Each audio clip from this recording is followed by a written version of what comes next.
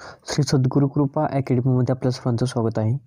विद्यार्थी मित्रांनो, आज आपण या ठिकाणी अतिशय इम्पॉर्टंट अशा प्रकारचं जे काही 27 डिसेंबरचं जे काही करंट अफेअर आहे हे सर्व काही आपण या ठिकाणी पाहणार आहोत. विद्यार्थी मित्रांनो, तुम्ही कोणतीही एक्झाम ऑल एक्झाम देत असाल तर तुमच्यासाठी हे लेक्चर अतिशय उपयुक्त ठरणार आहे. तर विद्यार्थी मित्रांनो, आता आपण या लेक्चरला सुरुवात करूया. पहा या ठिकाणी प्रश्न क्रमांक 1 पहा. INS इम्फाळ ही युद्धनौका भारतीय नौदलात समाविष्ट करण्यात आलेली असून कोणत्या कंपनीने ही युद्धनौका बनवण्यासाठी मोलाचा वाटा घेतलेला आहे? तर माझगाव डॉक लिमिटेड ही मुंबई या ठिकाणची ही कंपनी आहे. तर माझगाव डॉक लिमिटेडने INS इम्फाळ बनवण्यासाठी खूप मोठा त्याचा मोलाचा वाटा आहे. तर आपण इतरही माहिती INS इम्फाळबद्दल या ठिकाणी माहिती पाहिजे आहे. विद्यार्थी मित्रांनो, हा प्रोजेक्ट 15B च्या अंतर्गत आहे, हे पण तुम्हाला माहिती असणं गरजेचं आहे. विद्यार्थी मित्रांनो, जे काही INS इम्फाळ आहे किंवा INS विशाखापट्टणम आहे, तर हे जे काही तयार केलं जात आहे तर त्याचं कारण काय आहे हे पण आपण या ठिकाणी मुख्यत्वे जाणून घेऊया. चीनचे समुद्रातील वाढते वर्चस्व आणि युद्धनौकांचा संचार, भारताच्या जवळ समुद्रातील जलवाहतूक आणि वाढता व्यापार लक्षात घेता भारतीय नौदलाच्या ताफ्यात विविध युद्धनौकांचा समावेश गेल्या काही वर्षात वेगाने होत आहे. म्हणजेच विद्यार्थी मित्रांनो, भारताचा जलवाहतूक पद्धतीने जो काही व्यापार चालतोय त्याच्यासाठी सुद्धा हे अतिशय इम्पॉर्टंट ठरत आहे.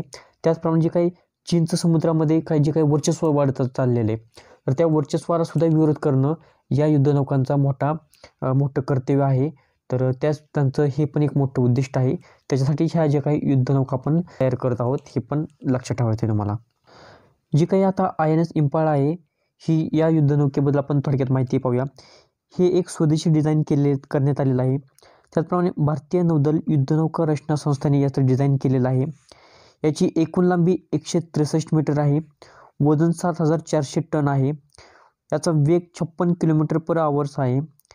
ELM-2248 MF स्टार नावाचे शक्तिशाली रडार याला आहे.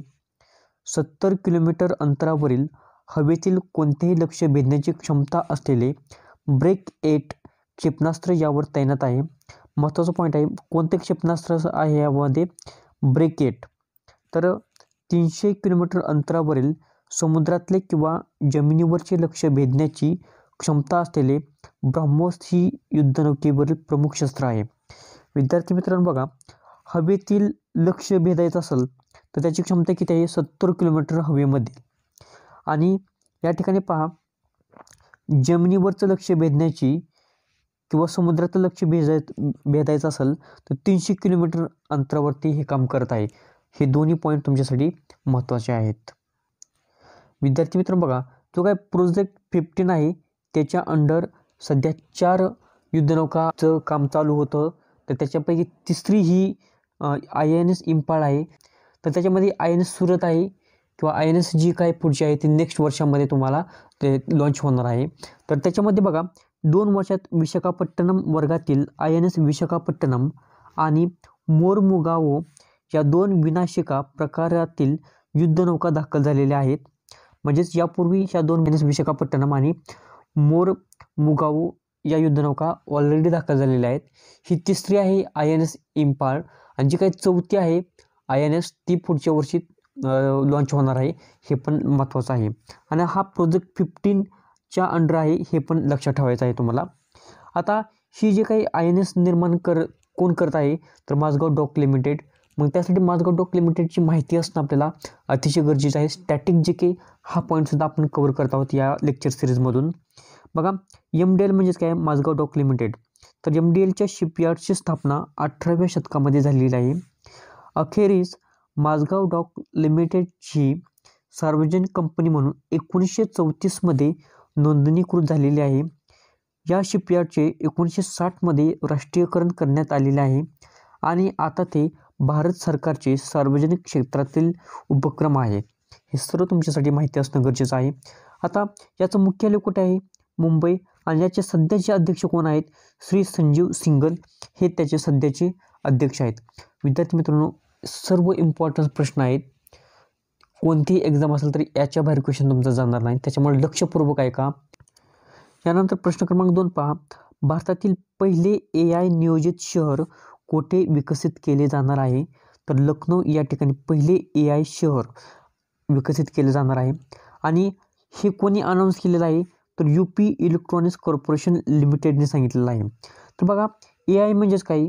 आर्टिफिशियल इंटेलिजन्स म्हणजेच काय? AIचा हा फुल फॉर्म आहे.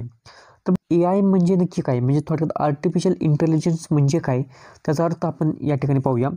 आर्टिफिशियल इंटेलिजन्स म्हणजेच कॉम्प्युटर सिस्टीम ज्या जटिल कार्य करण्यास सक्षम आहेत.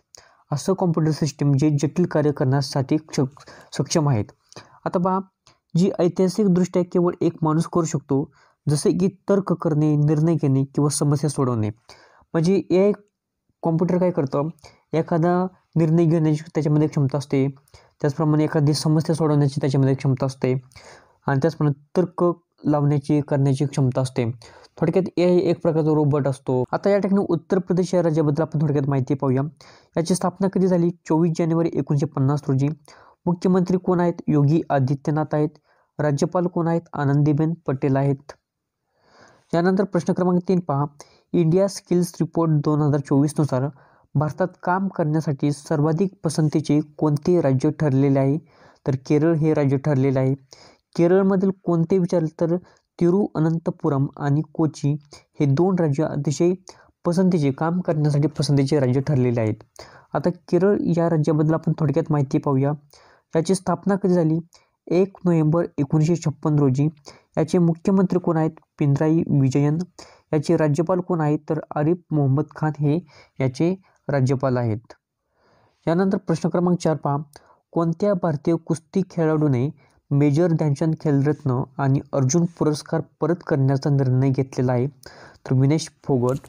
आणि बघा, यापूर्वी काय झालेलं आहे? काही दिवसांपूर्वीच कुस्तीपटू बजरंग पुनियाने पद्मश्री पुरस्कार परत केलेला आहे.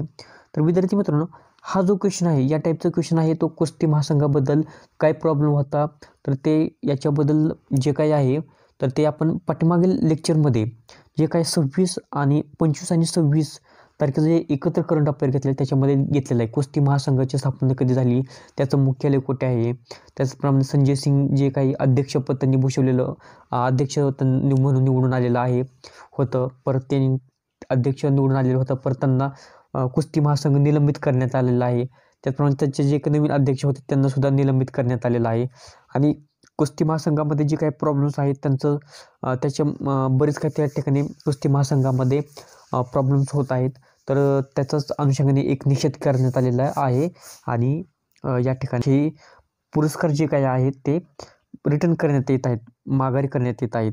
तर आता या ठिकाणी बजरंग पुनिया आहेत, त्यांना पद्मश्री पुरस्कार कधी भेटलेला होता?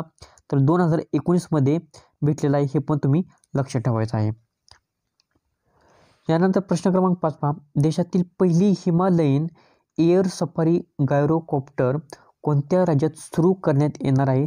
तर उत्तराखंड या राज्यामध्ये पहिली हिमालयन एअर सफारी चालू करण्यात येणार आहे. आता याचा फायदा काय होणार आहे? पर्यटन क्षेत्रातील हे नवीन पाऊल ठरत आहे. हिमालयातील उंच शिखर अनुभवता येणार आहे. आता या ठिकाणी म्हणजे थोडक्यात काय, हवेतून उड्डाण घ्यायचं आहे आणि जे काही मोठमोठे उंच पर्वत शिखर आहे ते त्यांना पाहता येणार आहे.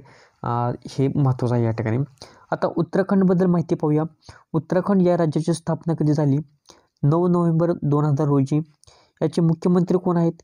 पुष्कर सिंह धामी. राज्यपाल कोण आहेत? गुरमीत सिंग हे याचे राज्यपाल आहेत. प्रश्न क्रमांक 6 पहा. फॉर्ब्सच्या माहितीनुसार 2023 मध्ये सर्वाधिक मानधन घेणाऱ्या खेळाडूंच्या यादीत PV सिंधू कितव्या स्थानी आहेत? तर त्या 16व्या स्थानी आहेत. आणि त्या कोण आहेत? बॅडमिंटनपटू आहेत. हे पण महत्त्वाचं आहे. यानंतर प्रश्न क्रमांक 7. RBIचे माजी गव्हर्नर रघुराम राजन आणि रोहित लांबा यांनी लिहिलेल्या नवीन पुस्तकाचं नाव काय आहे? तर breaking the mould, reimagining India's economic future. हे रघुराम राजन आणि रोहित लांबा यांनी हे पुस्तक त्यांनी लिहिलेलं आहे. त्याचप्रमाणे प्रश्न क्रमांक 8 पहा.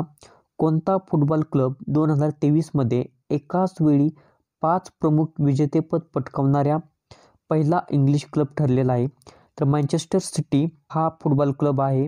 तर त्यांनी एकाच वेळी 5 प्रकारचे विजेतेपद मिळवलेलं आहे. त्याच्यामध्ये प्रीमियर लीग जिंकलेलं आहे, चॅम्पियन्स लीग मिळवलेलं आहे, FA चषक जिंकलेला आहे, त्याचप्रमाणे सुपर कप जिंकलेला आहे आणि क्लब विश्वचषक सुद्धा त्यांनी मिळवलेला आहे. यानंतर प्रश्न क्रमांक 9, आर्थिक वर्ष 2021-22साठी सार्वजनिक क्षेत्रातील संस्था श्रेणीतील सर्वोत्कृष्ट प्रस्तुत खाती वार्षिक अहवाल पुरस्कारामध्ये SAFA गोल्ड पुरस्कार कोणाला प्राप्त झालेला आहे? तर पॉवर फायनान्स कॉर्पोरेशनला हा पुरस्कार प्राप्त झालेला आहे.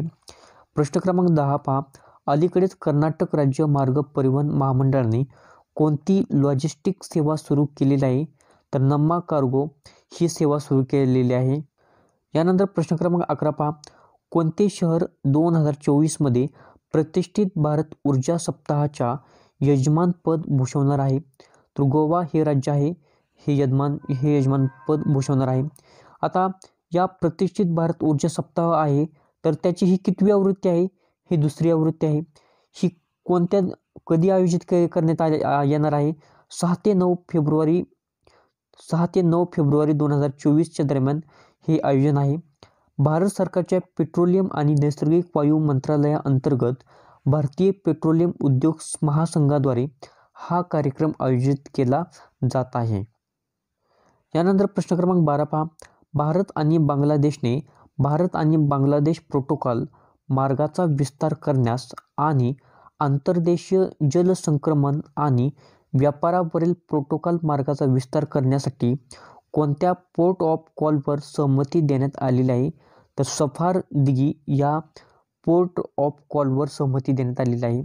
आणि सफार दिघी पोर्ट ऑफ कॉलवर सहमती कोणी दिलेली आहे असं विचारलं तर भारत आणि बांगलादेश हे तुमचं उत्तर असेल. त्याचप्रमाणे प्रश्न क्रमांक 13 लास्टचा प्रश्न आहे, शेवटचा प्रश्न आहे. प्रशासकीय क्षमता सहनशक्ती प्रकल्पासाठी जागतिक बँकेच्या सार्वजनिक खर्च युक्रेनला किती रुपये मिळालेले आहे? तर $1.34 अब्ज एवढे रुपये त्यांना मिळालेले आहेत. विद्यार्थी मित्रांनो, जर तुम्हाला या लेक्चरची जर PDF जर पाहिजे असेल तर तुम्ही टेलिग्राम चॅनल जॉईन करून घ्या. या टेलिग्रामची जी लिंक आहे त्या या व्हिडिओच्या डिस्क्रिप्शन बॉक्समध्ये देण्यात आलेली आहे. त्याचप्रमाणे या व्हिडिओच्या कमेंट सेक्शनमध्ये सुद्धा तुम्हाला देण्यात आलेले आहे. हा व्हिडिओ तुम्हाला योग्य वाटत असेल तर तुम्ही लाईक करा, त्याचप्रमाणे शेअर करा, त्याचप्रमाणे या चॅनलला सबस्क्राईब जरूर करा.